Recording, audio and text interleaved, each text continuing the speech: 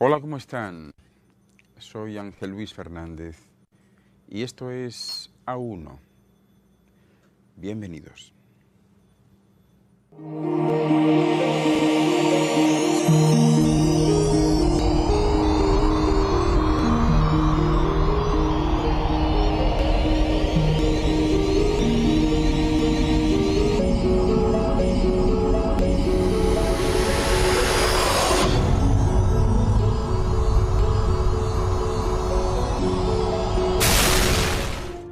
A1 es un programa de investigación y de búsqueda de la verdad perdida, de desvelar misterios y enigmas, de descubrir los secretos y recuerdos del futuro.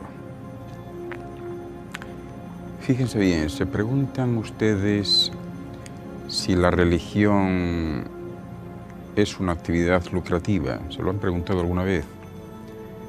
Son muchas las personas que piensan de ese modo, puesto que detrás de los sacerdotes, de los arzobispos, pastores, etc., pues hay muchas veces enormes fortunas amasadas, incluso muchos de ellos hasta con aviones propios y pequeños paraísos de recreo, y qué puedo decirles, incluso hasta un pequeño territorio con rango de país que está situado en el mismo centro de Roma. Solo basta con contar la cantidad de canales religiosos, de prensa, radio y televisión que han ido proliferando en todo el mundo en tan poco tiempo para darse cuenta de la magnitud de este sector. Y claro, cada vez es más frecuente escuchar a religiosos o pastores pidiendo dinero en nombre de Dios, porque Dios lo dice, dicen ellos, que se debe dar dinero si se quiere ser bendecido. Y lo más lamentable de todo es que hay mucha gente mayormente ignorante, humilde, inculta, procedentes de los estratos más bajos y humildes de la sociedad, que llegan a asumir esas tesis. Pues bien, de ello les voy a hablar hoy, del poder de las religiones.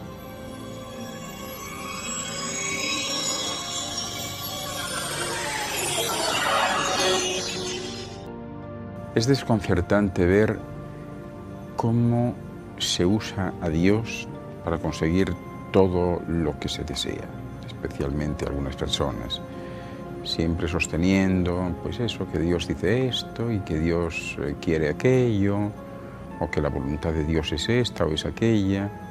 Y claro, son muchos los que se preguntan, ¿qué pueden saber ellos lo que dice o quiere Dios, o cuál es su voluntad? Por supuesto, casi siempre argumentan que es que está escrito en la Biblia, que es la palabra de Dios. También resulta increíble en estos tiempos que muchos estados usen los fondos del tesoro público para mantener al clero. Y es que al final muchas de las religiones más importantes del mundo se han convertido en verdaderas empresas con un marcado acento corporativo. Fíjense bien, dicen por ejemplo que Jesús le dijo a Pilatos, mi reino no es de este mundo, y que pocas horas después ya saben lo que pasó, lo crucificaron. Bueno, pues desde un punto de vista netamente empresarial, algunos economistas dirían que la suya pues fue una vida malgastada, porque murió sin haber aprendido cómo funcionan los negocios. En cambio, Judas, un antiguo pescador y el único de los apóstoles con rudimentos financieros, ¿verdad?, de acuerdo a estos textos, vendió al Mesías por 30 monedas de oro y amortizó en unas horas los años perdidos predicando amor y sin pescar una sola sardina. Fue un golpe de mano lucrativo, ya que en Jerusalén 30 monedas pues eran una pequeña fortuna que hoy equivaldría por lo menos a 1000 acciones de Halliburton o de Microsoft. Judas habría podido prosperar invirtiéndolas bien, pero el hombre tenía conciencia y se ahorcó. No estaba hecho para ser empresario, le faltaban agallas. Los demás apóstoles, menos individualistas y más corporativos, recuperaron las 30 monedas de la bolsa del suicida y tras el entierro de Jesús, según dicen esos textos, fundaron con ellas una compañía de compraventa al por mayor con sede central en Roma.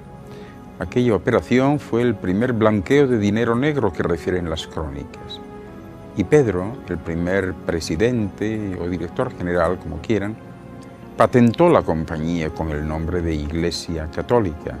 El Consejo Ejecutivo original adoptó los evangelios como estatutos oficiales de la empresa, pero puso en práctica una política económica de carácter terrenal con sobornos, asesinatos, cuartelazos y especulaciones inmobiliarias.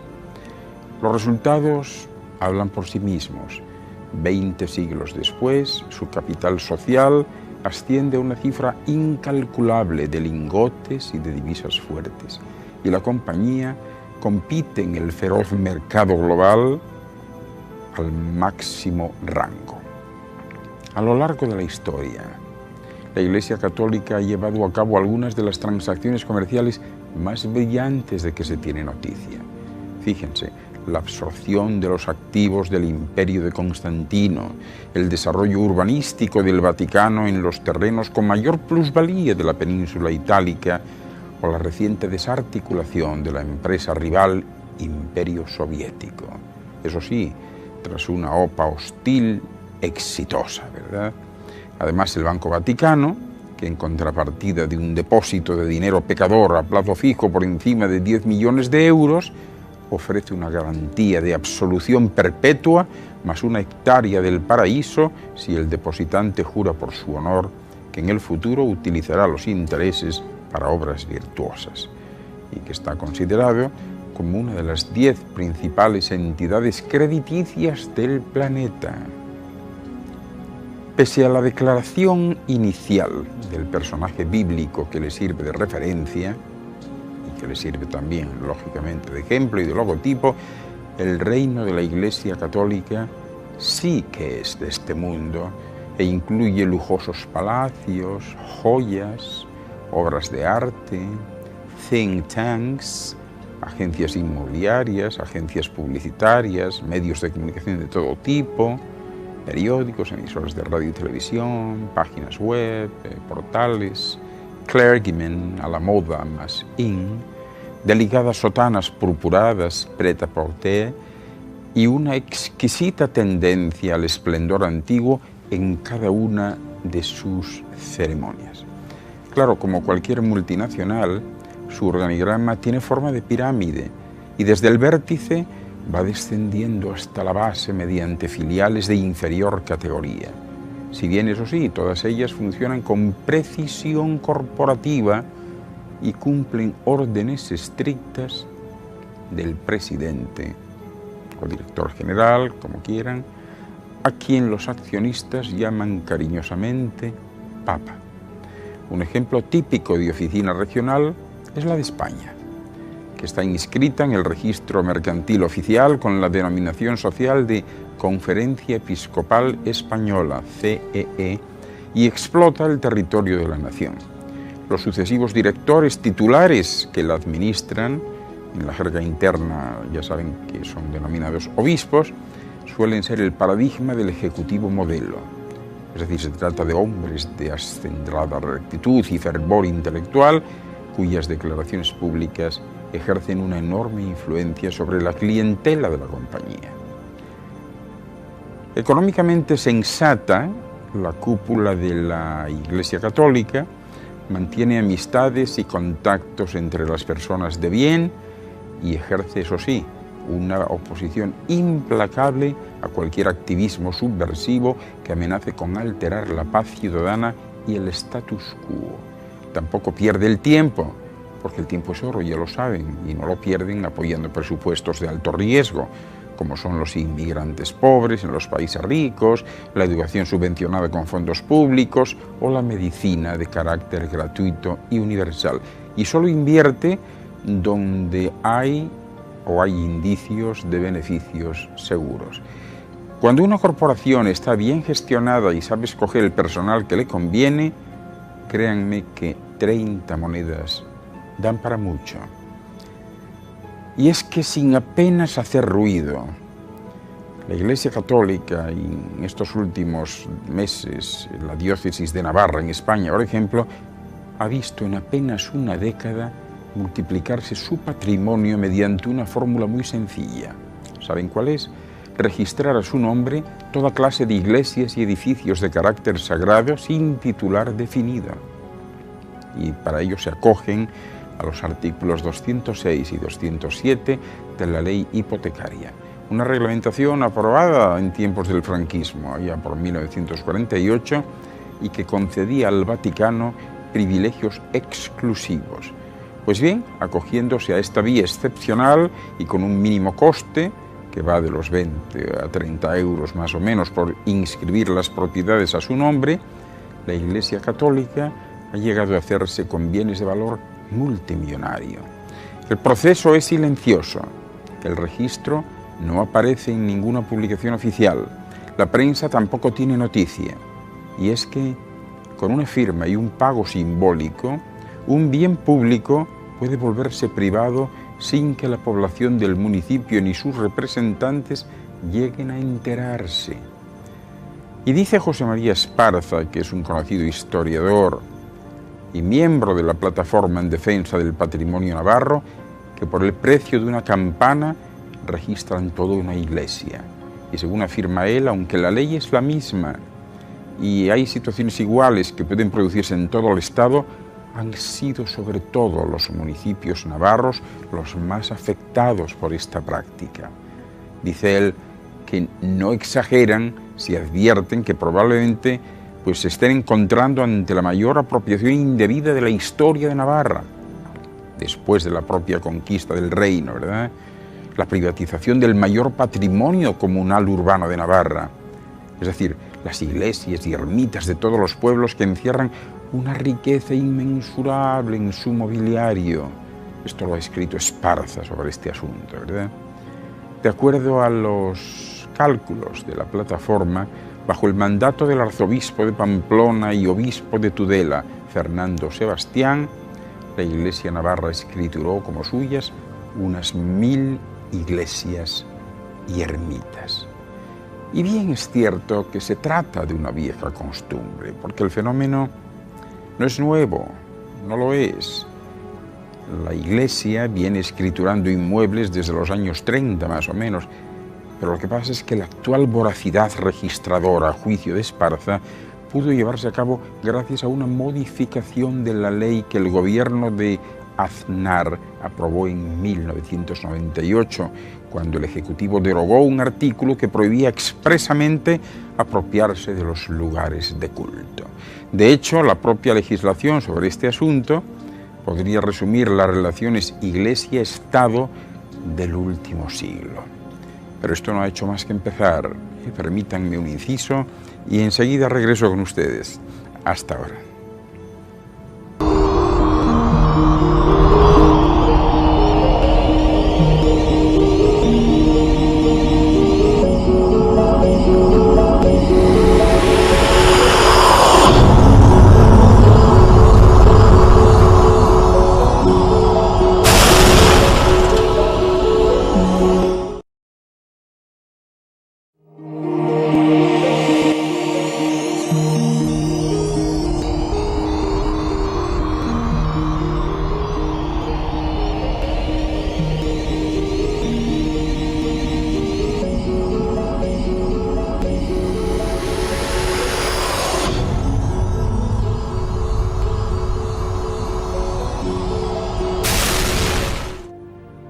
Voy a hablarles ahora de las estrategias de algunas religiones para la captación de adeptos. Fíjense, porque en realidad siempre parecen ser las mismas. Primero bombardean con el sentido del amor, de la familia y la pertenencia al grupo, ¿verdad? Y esto se consigue a través, ya se imaginan, de abrazos, caricias, besos, etcétera, ¿verdad?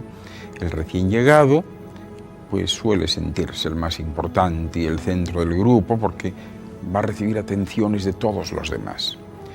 También seguramente recibirá gran presión por parte del grupo a través de la anulación de dudas y resistencia a las nuevas ideas que se logra a través de la explotación necesaria y natural de la integración en el grupo. Bueno, pues cuando ya se está dentro de ese grupo, hay otra serie de requisitos que se necesitan cumplir. Se tiene que aceptar el nuevo estilo de vida promovido por la denuncia de los antiguos valores y creencias. Lógicamente se pueden llegar a destruir totalmente, ya se imaginarán, los lazos familiares disponiendo de nuevos matrimonios y familias. A veces también hay que comprometerse económicamente y se debe aportar dinero y bienes personales o familiares.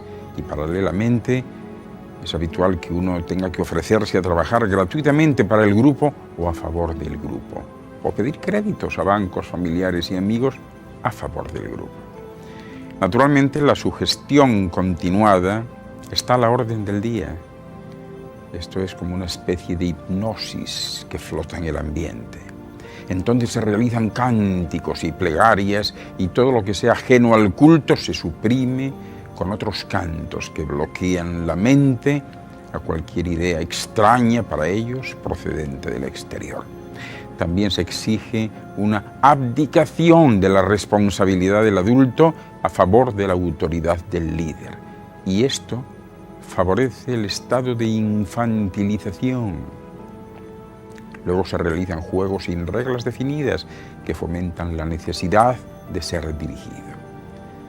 En ese momento se presentan fenómenos de fatiga y de sueño, de desorientación y vulnerabilidad que son creados por la actividad física y mental muy prolongada, ¿verdad?, impidiendo el descanso adecuado. Bueno, respecto a la alimentación, se priva al sistema nervioso de la nutrición necesaria a través de dietas raras, bajas en proteínas, lo que aumenta la desorientación y la capacidad emocional. Y poco a poco se llega a la destrucción de la propia personalidad, se incrementa la vulnerabilidad a las nuevas enseñanzas y conocimiento de las debilidades de los nuevos discípulos, ¿verdad?, y que son reveladas pues a través de confesiones de los secretos más íntimos. También se aumenta el sentido de culpabilidad creado por las enseñanzas de salvación eterna con la exageración de los pecados y del estilo de vida anterior. Aparece aquí un estado de confusión en el cual se alternan castigos y recompensas por acciones similares. Y entonces se presentan aspectos como el temor, la lealtad y la obediencia al grupo que son mantenidos siempre por las amenazas de una condena eterna a causa del más ligero pensamiento, palabra o acto en contra del grupo. Y así se realizan poco a poco charlas sobre la doctrina que, aunque resulten confusas e incomprensibles, animan al rechazo de la lógica y el razonamiento, induciendo a la aceptación ciega. Y esa aceptación supone la absorción de todas las pautas, normas y creencias del grupo sin ninguna objeción o pregunta, además de la aceptación de la autoridad del dirigente mediante una promesa de progreso, poder y salvación. Pero claro, se preguntarán ustedes, ¿cómo son esas personas captadas? Pues bien, son personas que se hallan en un estado de crisis casi siempre, de insatisfacción, de inestabilidad en los estudios o a nivel profesional, o a veces emocional, afectivo y hasta social. Son personas descontentas con la sociedad y con sus normas. Muchas veces jóvenes, aunque últimamente se está dando el caso de mujeres de mediana edad, amas de casa, ¿verdad?, y algunos ancianos también. Personas de inteligencia media o baja, que tienen inquietudes espirituales o religiosas, personas idealistas, también personas con problemas de inmadurez o con una identidad no consolidada todavía, habitualmente de nivel social bajo o medio, y con un interés especial por lo desconocido, por lo misterioso. Quieren saber cuáles son los efectos secundarios y las consecuencias en este proceso de captación. Bueno, pues permítanme hablarle de los primeros, que son aspectos sociales, como puede ser la reducción o anulación de la capacidad de libertad de expresión con los demás. También la destrucción de las relaciones con familiares y amigos, la pérdida del puesto de trabajo, la renuncia al puesto de trabajo, el descenso de categoría por falta de rendimiento porque la mente está en otra cosa. Desplazamiento del entorno. Aspectos físicos. Fíjense, deterioro general del organismo, desnutrición. Algunos pueden llegar a estados verdaderamente lastimosos, ¿verdad? Disminución de las defensas del organismo, pérdida de la menstruación en muchas mujeres, amenorreas secundarias, etc. Aspectos físicos. Bueno, pues, aparte de la inestabilidad emocional, cambios frecuentes entre el estado eufórico y el depresivo, incapacidad de mantener relaciones afectivas normales con personas ajenas al grupo religioso, pérdida involuntaria de la libertad, esclavitud involuntaria, disminución de la capacidad intelectual, del vocabulario y hasta del sentido del humor, razonamiento escaso o nulo, la mayoría tienden a las alucinaciones, dicen ver demonios y seres extraños, pánico, confusión mental, desdoblamiento de la personalidad, sentido de culpabilidad, pérdida de la identidad y paranoia, entre otros. No se muevan, permítanme un inciso, me voy a tomar un jugo de naranja y enseguida regreso. Hasta ahora.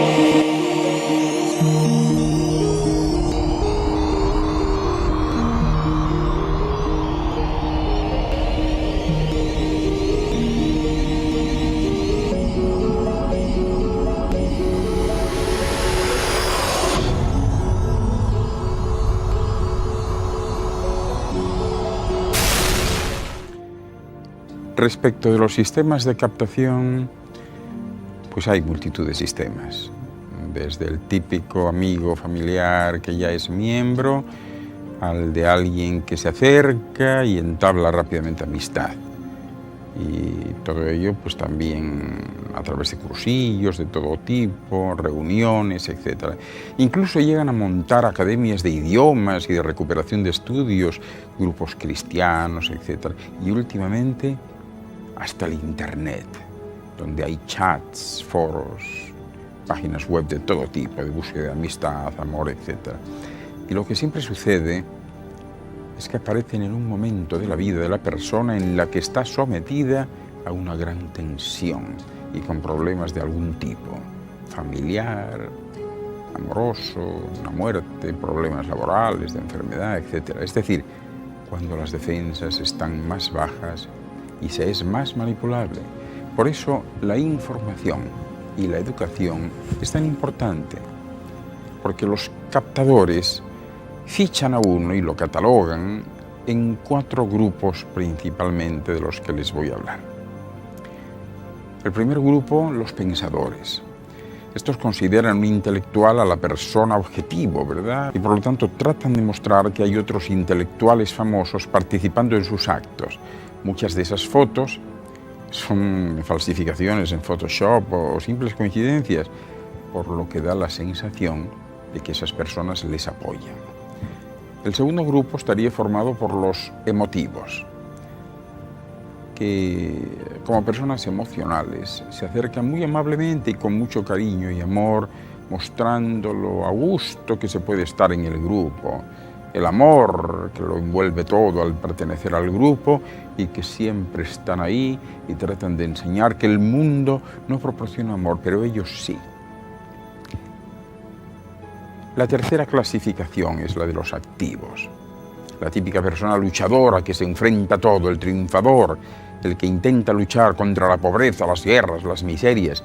A esta gente la atacan ellos, haciéndoles creer que su grupo lucha también contra eso y sus planes en esa lucha funcionan perfectamente y se encuentran ahora luchando contra todas esas injusticias. El último grupo está formado por los creyentes, todas esas gentes buenísimas que tienen una profunda creencia en Dios, que son muy religiosos y muy espirituales. Pues bien, esta gente, esa es la más fácil de captar, porque es como si llevasen escrito en la frente: quiero ser captado. Solo hay que compartir los testimonios del grupo para convencerles de que ha sido Dios quien les ha hecho llegar a ellos. En el mundo, si se presentase un mapa de países avanzados y le pudiéramos superponer otro de países creyentes y otro de religiones, se vería claramente que los países más avanzados son los menos religiosos y donde menos actúan estos grupos. El procedimiento es siempre igual. Una vez localizada la víctima, vamos a llamarla así, empieza el proceso. Una vez conseguido el contacto personal, tratan de conseguir toda la información que puedan sobre esta persona. Cuanto más sepan, más fácil será la manipulación, por lo que lógicamente van a querer saberlo todo de esa persona, desde sus problemas hasta su familia, su trabajo, sus estudios, etc. Entonces viene el capítulo de las soluciones. Ofrecen soluciones sencillas, inmediatas, instantáneas, y así todo se presenta de color de rosa y maravilloso. El pertenecer al grupo significa que va a tener solución, gracias al Altísimo, a todos sus problemas personales y profesionales, y van a salir adelante siempre que cumplan las condiciones de que se trata. Si no se da lo que ellos han prometido, pues siempre tendrán la explicación de que es que no lo supieron hacer bien o no siguieron realmente las indicaciones o recomendaciones que se les daban. Eso sí, siempre tratan de evitar captar a cualquier tipo de gente que les cause problemas. Por ejemplo, nunca captarán a un delincuente, a gente que pueda suponerles cargas de tipo económico, legal, sanitaria, etc. Es decir, si viene un delincuente, vendrá por su cuenta, pero no porque lo hayan ido a buscar, no porque lo hayan ido a captar. Esto nos lleva a la filosofía de los famosos diezmos. Ya saben que en su sentido literal el diezmo es la 10ª parte de todos los frutos adquiridos y que se deben entregar a Dios como reconocimiento de su dominio supremo. Cabe aclarar aquí que el diezmo se le ofrece a Dios, pero se transfiere a sus ministros. A su vez, también hay que destacar que en muchos credos se ha abusado de esta práctica y han surgido pseudolíderes religiosos que hacen un uso poco honroso, francamente, de los diezmos de sus seguidores, aprovechándose de su desconocimiento e ignorancia para adueñarse de manera abusiva de todos y cada uno de sus recursos. La Iglesia Católica Apostólica Romana, más conocida como Iglesia Católica, no instaura en sus fieles la colecta del diezmo, ¿verdad? Solo se piden las denominadas intenciones en las misas, en donde los creyentes que así lo deseen, pues pueden depositar dinero a voluntad. Pero en las religiones cristianas protestantes, el diezmo ha logrado una aceptación importante, sobre todo en ramas como son los adventistas, los evangélicos y los mormones, por decir algunos, ¿verdad? Uno de los cultos de moda dice que los diezmos y las ofrendas son tan sagrados y tan santos como la misma palabra de Dios. Los diezmos significan fidelidad y las ofrendas el amor del siervo hacia el Señor. Claro, no se puede disociar diezmos y ofrendas de la obra redentora del Señor Jesús de Nazaret. Significan en verdad la sangre de los que ya están salvos en favor de aquellos que necesitan de la salvación. Hay otros que han dicho que las religiones son perlas preciosas engarzadas en el hilo de oro de la divinidad y que no hay más religión que el amor, ni una religión que resulte tan elevada como el amor. Pero eso, desgraciadamente, solo lo sostienen los que poseen un gran concepto de lo que es la religión y que no tratan de embotellarla en un claustro o en un rosario de dogmas y dogmáticos, porque en el fondo la religión está en todo lo que rodea a la gente. El amor a la naturaleza es religión. El amor por nuestros hijos es religión. Y allí la madre es el ejemplo más claro y contundente. Fíjense, el estudio profundo sobre los misterios de la vida y de la muerte se debe hacer con religiosidad, o sea, con mística y con la aprobación directa de las cosas inherentes a los mismos, ¿verdad? Un médico que sufre por la salud de su paciente, que clama al cielo por la salvación física de quien cuida, pues está haciendo un acto religioso, porque siente amor por ese compañero o compañera, ¿verdad? Y así se podrían enumerar decenas de situaciones donde el ser humano proyecta su espíritu religioso sin necesidad de asistir a ninguna iglesia en particular. No obstante, es cierto que los que acuden a cualquier iglesia lo hacen por lo general de buena fe, en su mayoría, ¿verdad? Otros lo hacen para autoengañarse, creyendo que irán al cielo y piensan que por dar una limosna al cura o un diezmo al pastor ya lo tienen todo conseguido, ¿verdad? Sin siquiera saber qué es eso del cielo o del infierno. Voy a realizar un pequeño inciso aquí y enseguida regreso. Permítanme unos instantes. Hasta ahora.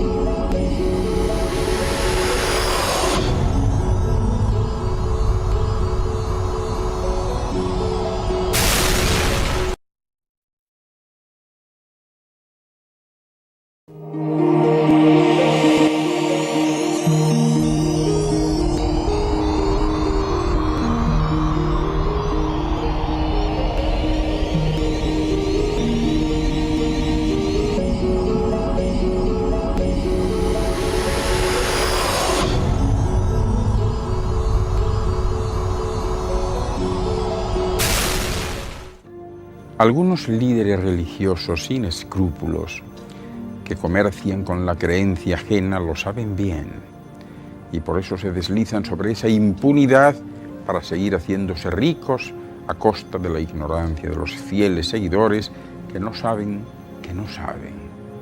Cuando uno ya sabe que no sabe, entonces se inicia el despertar de la conciencia y ahí termina la etapa de víctima. Bueno, pues el falso evangelio de la prosperidad que defienden algunos sostiene que Dios quiere que sus hijos sean todos ricos y que tengan lo mejor de todo en esta vida y que si eso no lo consiguen, pues es porque no tienen la fe suficiente, o porque viven en pecado, o porque viven bajo el efecto de maldiciones insuperables. Los predicadores de esta prosperidad enseñan a millones de personas que si ellos siguen el plan apropiado, que no es otro que su enseñanza, el Señor los colmará de bienestar y riquezas materiales que nunca hubieran soñado.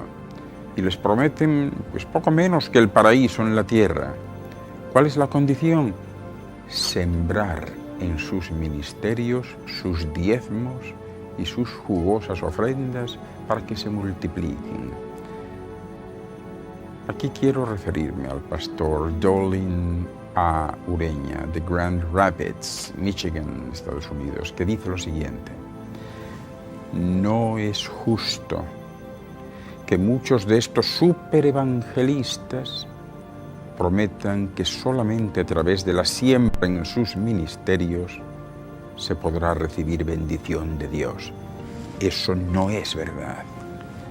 No obstante, muchos han sabido ver que la religión puede llegar a ser un negocio grande y lucrativo, y además de obtener la admiración y el reconocimiento y hasta las alabanzas de miles y miles de personas, estos presuntos siervos de Dios han hecho del ministerio una fuente, una plataforma de ganancia sin límites. Este, desde luego, es un hecho incuestionable, no se puede cuestionar. Escribe el mismo pastor Dolin A. Ureña: 3 de los teleevangelistas de mayor reconocimiento reciben respectivamente 100, 110 y 130 millones de dólares al año a través de sus esfuerzos evangelísticos por la televisión.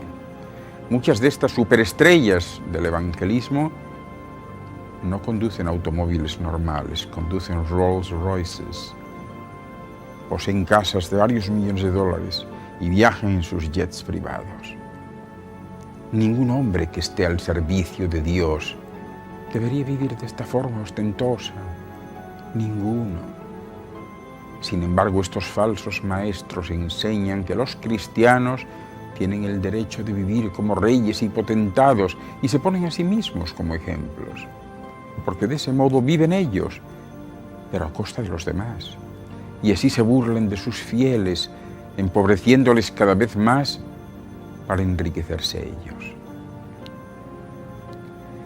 El pastor Mario Fumero de Honduras escribió hace poco un artículo que tituló Los explotadores de la fe y trata acerca de dos de los más conocidos predicadores en la actualidad de este plan de prosperidad espiritual.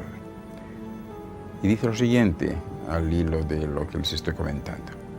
El Evangelio, dice él, está siendo desprestigiado y corrompido por predicadores que proclaman un mensaje de riqueza y prosperidad en medio de una América Latina paupérrima, abatida por el hambre y la miseria, y como botón de muestra, pues él quiere mencionar a dos hombres de los llamados o autollamados ungidos, y que a costa del Evangelio han acumulado una impresionante fortuna y viven como magnates de una empresa que tristemente se llama Iglesia.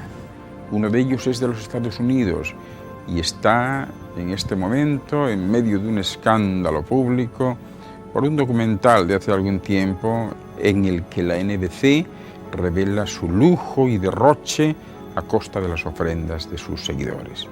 Su nombre seguro que le conocen o le suena, Benny Hinn.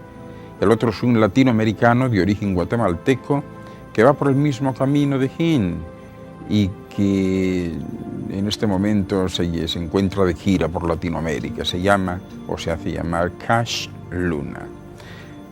Seguidamente, el pastor Fumero, que les hablaba antes, describe con pelos y señales los lujos en los que se mueven estos dos hombres y dice así en ese artículo. Benny Hinn gasta millones en sus viajes, duerme en hoteles de lujo, en una suite donde se quedan los presidentes y príncipes de los países ricos. Un ejemplo de ello es su reciente visita a Londres, ¿verdad?, donde pagó por una noche de hotel $10.800 americanos. Su mansión está valorada en más de $10 millones y su avión privado, ¿sabe cuánto cuesta mantenerle mensualmente? $100.000. Y todo esto se hace en el nombre de Jesús, afirmando que el Señor era rico. Bueno, pues Benny Hinn, cuestionado por su manera de vivir tan ostentosa, llegó incluso a decir un día: ya estoy cansado y aburrido de escuchar tantas cosas acerca de las calles de oro en el cielo. Yo no quiero el oro en el cielo, lo quiero tener aquí y ahora. Este es el evangelista en el cual tantos han puesto su confianza. Y esa es la mentira tras la cual muchos de estos vividores de la fe se escudan para seguir expoliando a sus ingenuos seguidores. Por sus frutos les conoceréis, dice este hombre, Fumero. Y sigue relatando. El otro empresario religioso es Cash Luna, apóstol y predicador de la prosperidad de origen guatemalteco. Pues bien, según un informe extraído de internet a través de una agencia informativa, este predicador es millonario, posee un avión propio y afirma lo siguiente. Cash Luna es, sin lugar a dudas, un hombre que ama el dinero y la buena fortuna. Posee los mejores relojes de Rolex y Cartier, además, también para su deleite, toda una colección de trajes finísimos, hechos a medida, y unas corbatas de seda estupendas, de las más costosas que hay, amén de propiedades repartidas por toda América, autos, yates e inversiones en las principales bolsas del mundo, intereses y acciones en empresas, etcétera, etcétera. Pareciera ser que Cash Luna y Benny Hinn coincidieran, no solo porque son los dos acérrimos fans de la doctrina de la prosperidad, sino también porque sus gustos y su manera excéntrica de vivir la vida pues coinciden a la perfección. Y es que el común denominador de muchos de estos llamados o autollamados ungidos es el amor a lo material, al dinero, la prosperidad material y la ostentación, así como al reconocimiento y la propia gloria. Es un espíritu de soberbia el que les envuelve e intentan manipular a su audiencia con un espíritu de control y de dominio. Y también los milagros y sanidades que tanto proclaman, que según ellos tantas veces se han demostrado, ¿verdad? Y que otros han resultado falsos, y muchas más de dudosa procedencia. Hay otro común denominador, que es curiosamente el mismo Vaticano, porque Benny Hinn en persona, uno de los preferidos de la red de televisión cristiana TVN, Trinity Broadcasting Network, declaró sin complejos de ningún tipo lo siguiente: mi educación, por supuesto, fue católica. Fui a una escuela católica en Haifa, Jerusalén, Haifa, Israel. Por ello, mi forma de pensar es básicamente católica. Cuando me convertí, seguí siendo católico, porque yo he sido muy católico en mis ideas y en mi conducta.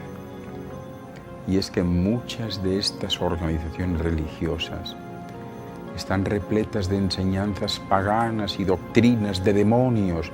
Y ahí tenemos a uno de los principales valedores de la carismática evangélica internacional enorgulleciéndose de su fe católica. Alguien que es seguido y admirado por miles y miles de cristianos evangélicos. Pero ¿cómo puede ser posible?, se preguntarán ustedes. ¿Dónde está el discernimiento que debería tener? Efectivamente, se están viviendo tiempos sumamente peligrosos, porque mucho de lo que se llama avivamiento en realidad no es más que apostasía, o por lo menos un camino hacia ella. Muchísimos creyentes hoy en día se han dejado impresionar por esos falsos ministros que hacen milagros y que tienen mucha unción, y hasta dicen que echan demonios. Hay quienes lo dicen y hay quienes lo hacen, o dicen que lo hacen. Y es que el hacer cosas aparentemente prodigiosas no constituye necesariamente un sinónimo de santidad. Así que ya ven, estas grandes empresas dedicadas a la trata de almas funcionan de una forma peculiar y distinta en comparación con las empresas capitalistas tradicionales. Sus dependencias y sucursales están exentas en su mayoría de ciertos impuestos, como es el impuesto de bienes inmuebles. Este privilegio también se extiende a las residencias de sus directivos, obispos, canónigos y sacerdotes, ¿verdad? La Iglesia Católica, por ejemplo, también está exenta de cotizar cuando solicita licencias de construcción en la mayoría de países. Y continuando con esta serie de privilegios, los directivos, obispos, arzobispos, los trabajadores, los curas de esta institución religiosa, no hacen la declaración de la renta. También la institución está exenta de pagar el omnipresente IVA. No hay IVA para ellos. Además, en la reparación, actualización y modernización de sus infraestructuras, se ven beneficiadas por cuantiosas ayudas de los organismos públicos, de modo que el esfuerzo económico para acometer estas reformas en sus sucursales es mínimo, ínfimo. Estas empresas precapitalistas han logrado adaptarse perfectamente a los requisitos del capitalismo, y gran parte de su éxito se debe a la ayuda interesada del Estado. porque hay pocas empresas que puedan contar con que alrededor del 30% de su presupuesto anual esté cubierto por subvenciones. Por tanto, hablar del laicismo de este Estado que se padece ahora, pues no deja de ser una gran falacia. Esto es otro granito más en una montaña de arena que atestigua que detrás de la idea de Dios se encuentra una institución deseosa de poder, oculta tras su doble discurso y su hipócrita moral. Fíjense, el 80% del patrimonio histórico-artístico nacional español está en manos de la Iglesia. A sus 22.500 sucursales o parroquias hay que sumar 40.000 centros de reunión, 120 seminarios, 3.000 centros caritativos, 4.768 colegios, 200 universidades, 103 catedrales, 538 hospitales, 354 congregaciones, 100.000 inmuebles de todo tipo, 400 museos, más de 100.000 hectáreas de tierras agrícolas, etcétera, etcétera. Una lista que viene a ratificar su poder económico, social y adoctrinador. Claro, valorar en detalle el modo de operar de esta institución facilita el cuestionamiento de su doctrina, puesto que las contradicciones que arrastra a lo largo de su historia son tan clamorosas para un observador medianamente objetivo que no merecen descripción alguna. La religión, ya sea en su forma más conservadora o en la más abierta y libre, subordina la libertad del individuo a normas que le son superiores y en cuya elaboración no participó. Además, incide en los valores del individuo, convirtiéndolo en un ser sumiso y autorreprimido, sobre todo en los valores que se han considerado propios de la mujer. En la mayoría de las religiones, la relación entre el ser humano y su entorno queda completamente desvirtuada y falseada, de modo que se justifique fácilmente la explotación de otros seres y del planeta en su conjunto. Las religiones han supuesto una forma eficaz de control social, asociadas en la mayoría de las ocasiones a la clase gobernante. Por algo es que en la mayor parte de las religiones existen normas que protegen la propiedad privada, institucionalizan la sexualidad, dan una perspectiva jerárquica de la familia y sus relaciones sociales, exigen obediencia a ultranza, etc. Y por algo es que la religión y el poder de los estados han estado y están íntimamente relacionados, y juntos han cometido y están cometiendo las mayores atrocidades y crueldades en la historia de la humanidad. Así se lo he contado. Pero no crean que todo lo que han visto y oído hoy haya sido fruto de su imaginación o de la mía. Soy Ángel Luis Hernández y esto ha sido Uno por Hoy. Muchas gracias por su atención.